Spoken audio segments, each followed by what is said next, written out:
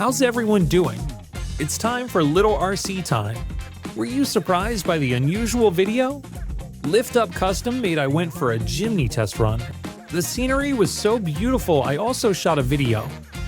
I think it will be a good reference for how to enjoy Little RC, so I'd like to take a look. The custom content of both the red Jimny and yellow Jimny is similar. Both use lift-up spacers to raise the vehicle height, and it's a combination of standard 1.55-inch wheels and 75mm tires.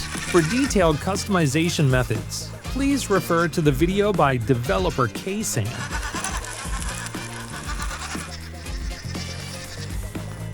There was a lot of pretty hard terrain, but luckily one Jimny was equipped with a winch, so we managed to get to our destination. How do I install the winch? To be honest, it's a little difficult. There's also a video where developer K-San explains it. Please check that out if you like. What we learned from this test run is Lift Up Custom anyway. It's cool.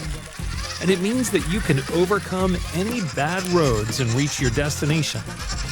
Well then, thank you for watching this video again.